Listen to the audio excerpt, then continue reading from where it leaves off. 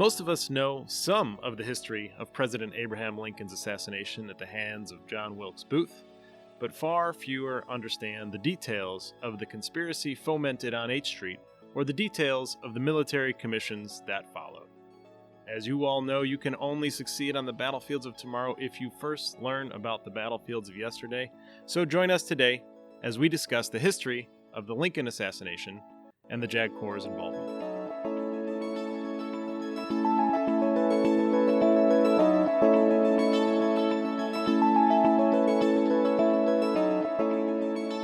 Hello, everyone, and hello, sir, and welcome back to another episode of Fred Talks. We took a bit of a January hiatus, but we're back and we're ready to discuss the assassination of President Lincoln and the commissions that followed. Well, yes, we are, and it has been a while since we've talked because last time we talked, I was doing a podcast with Captain Command, and now it's Major Command, and we know these promotions are slow in today's Army, so it's been a while. But yes, let's talk about the military commission that tried the conspirators in the assassination of President Abraham Lincoln, which is appropriate because February is the holiday for President's Day. And it's appropriate then to talk about the president who was assassinated, shot in the back of the head by John Wilkes Booth on April 14th, 1865, while watching a play at Ford's Theater and died the next day. For those of you interested in military legal history, the bottom line up front is this is the most important military commission in legal history.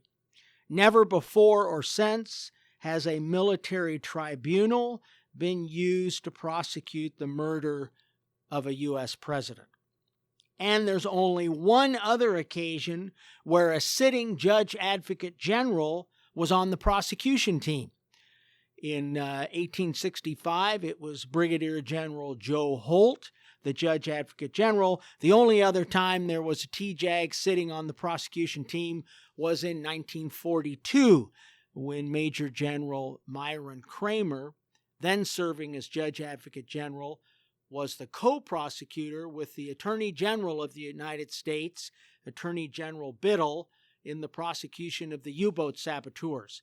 In a military commission convened by Franklin Delano Roosevelt.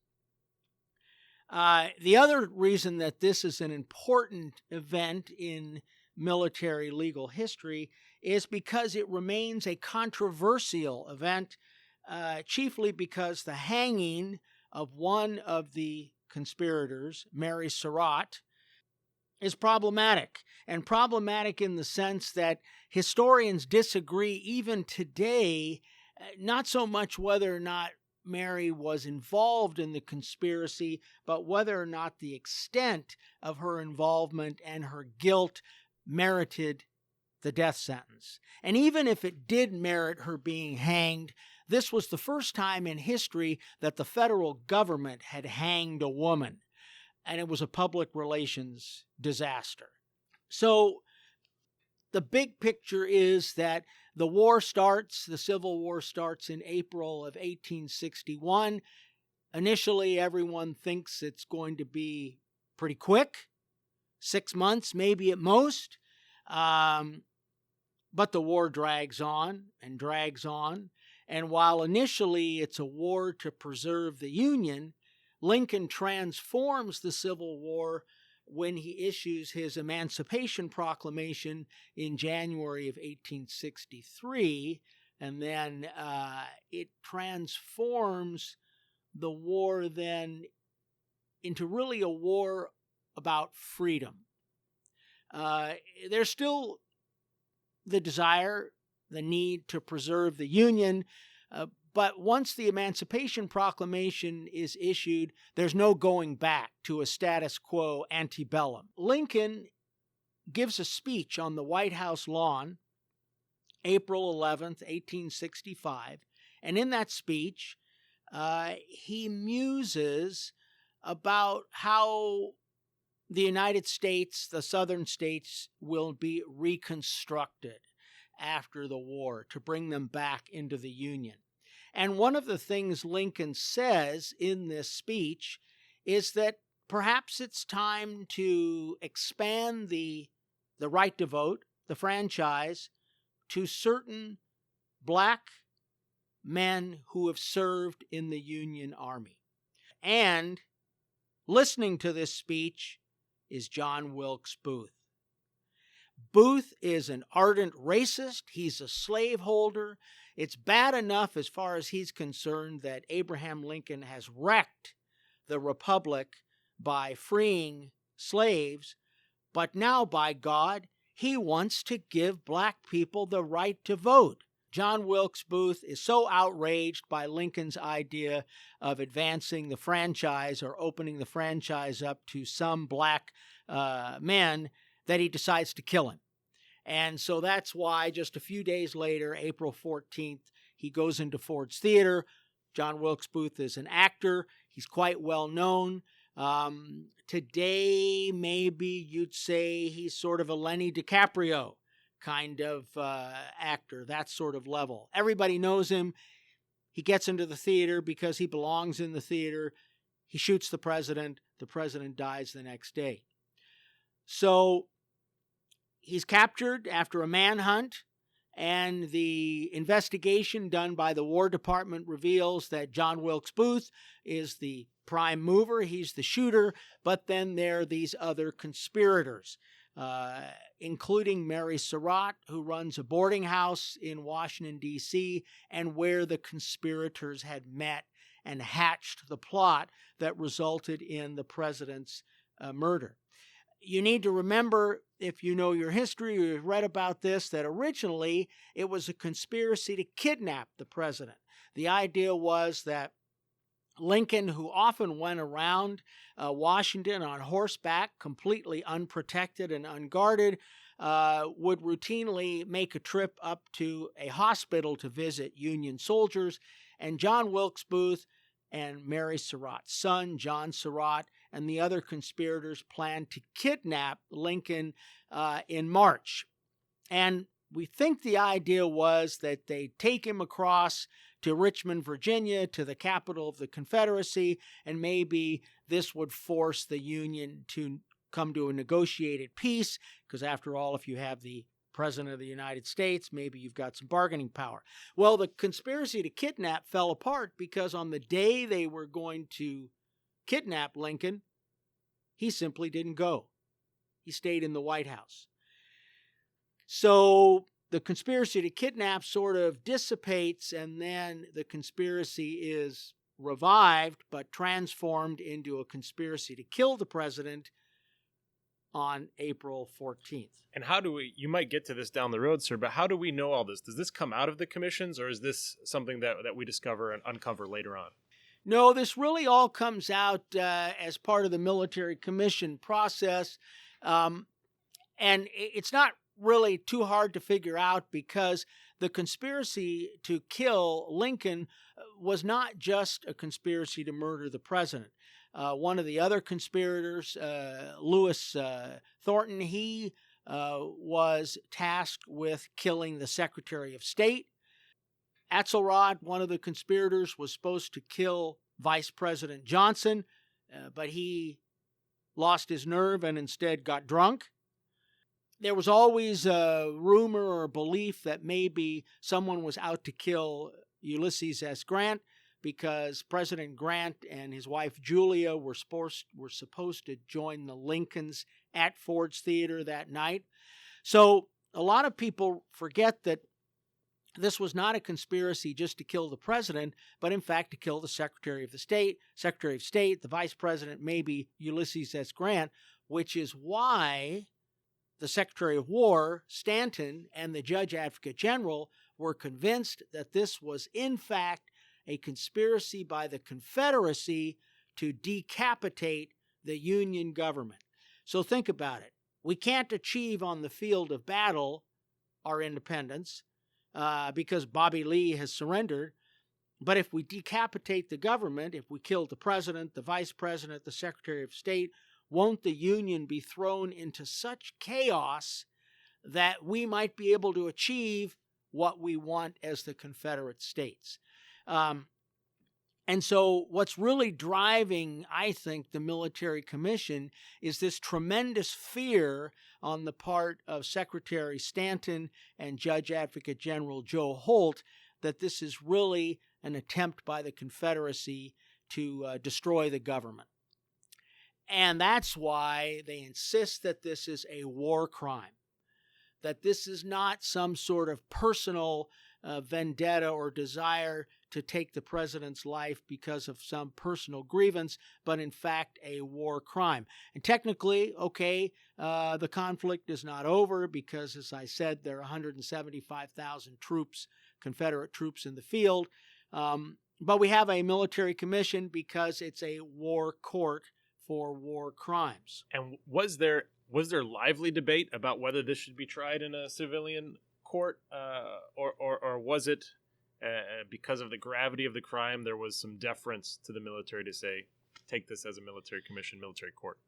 There were some very spirited discussions in the government, and there were more than a few who said, no, this should not be a military commission. The courts are open and functioning in Washington, D.C., and this should be tried in a civilian courtroom.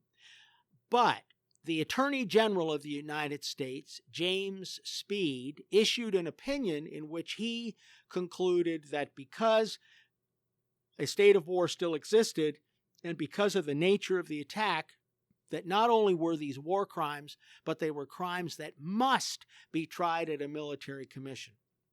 But what's really important is that Stanton and Holt wanted a military commission because of the advantages that a military commission gives. So in a civilian court, you have to have a unanimous verdict. At a military commission, you only had to have a majority vote. If you wanted the death penalty, 2/3 vote at a military commission. There was no presumption of innocence at a military commission. And that's important. And you'd better believe that the panel didn't believe in a presumption of innocence when they finally heard the case against the conspirators. Another great advantage is that there was no appeal. If you tried a case in the civilian court in the District of Columbia or Washington City, as it was then called, there would have been a right to an appeal. Another problem was that at this particular time, only adult white males could serve on a jury. Well, in Washington City in 1865, any white male with Union sympathies is serving in the Army.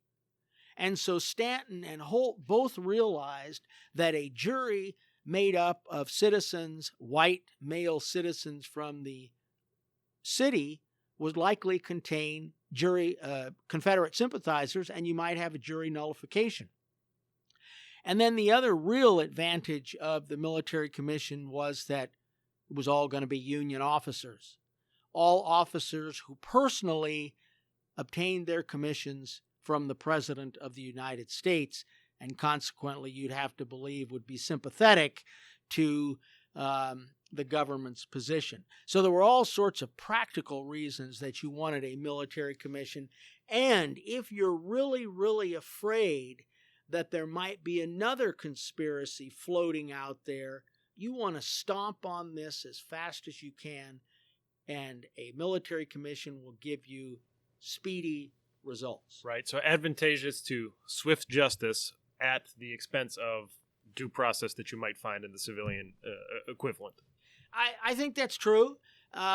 These are courts of extremely narrow jurisdiction, military commissions, and talking about due process, for example, at a military commission at this time, and even today, all evidence probative to a reasonable person comes in, which really means anything that's relevant comes in.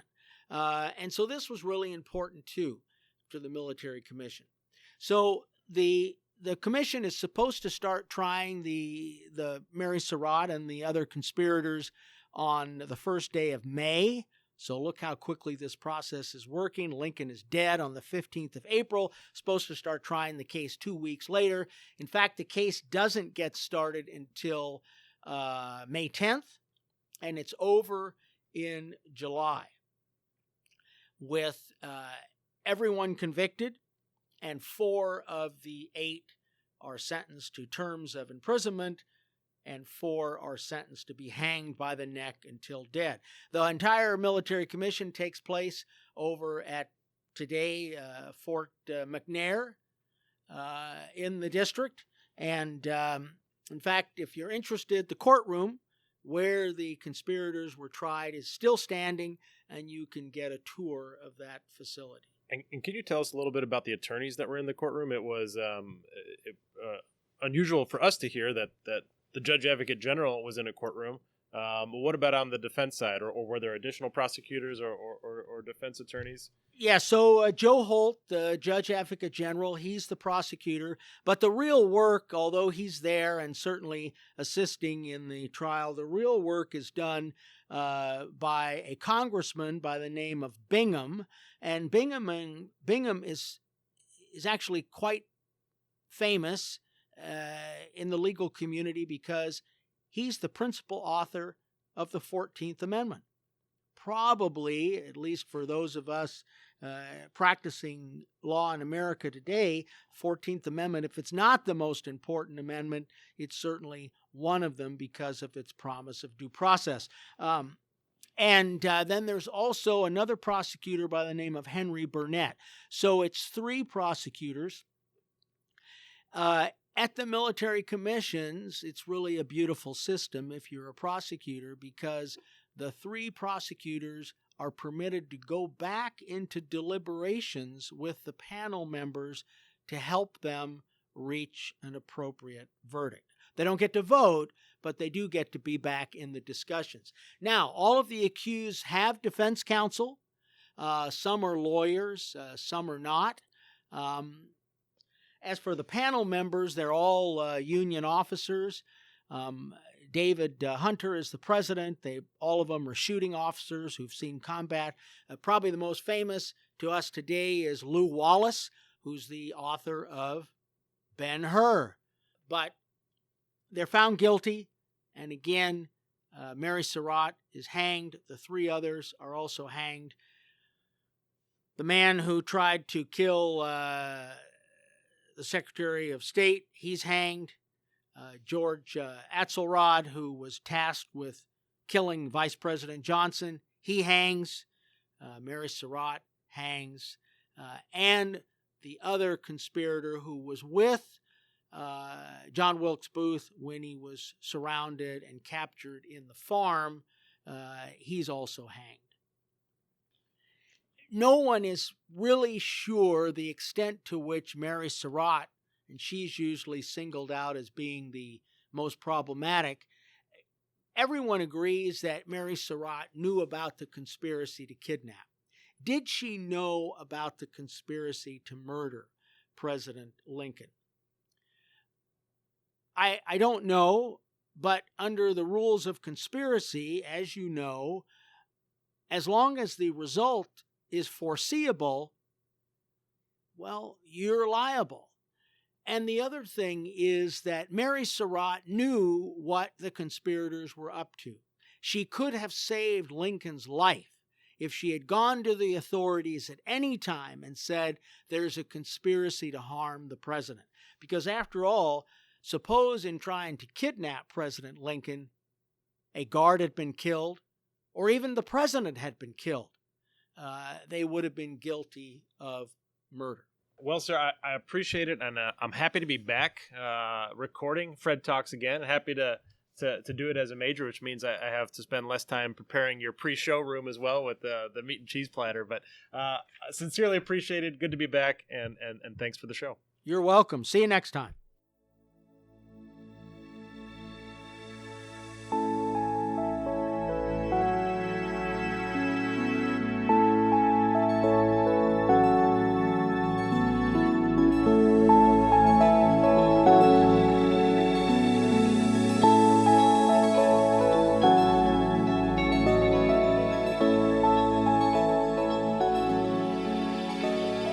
Interested in providing material to the JAG Corps' Future Concepts Directorate? Reach out to us via Twitter or LinkedIn at JAGFCD. Or visit our website at tjaglix.army.mil/FCD. That's tjaglcs.army.mil/FCD. We're always on the lookout for the next guest, topic, discussion, or yes, even the next Fred Talk. As always, the views expressed on the podcast are the views of the participants and do not necessarily represent those of the Judge Advocate General's Legal Center and School, the United States Army, the Department of Defense, or any other agency of the United States government. Reference in this episode to any specific commercial product, process, or service, or the use of any trade, firm, or corporation name is for the information and convenience of the public and does not constitute endorsement, recommendation, or favoring by the Department of Defense. Remember that you can only succeed on the battlefields of tomorrow if you first learn about the battlefields of yesterday. So thank you for joining us today. We'll catch you on the next episode of Fred Talks.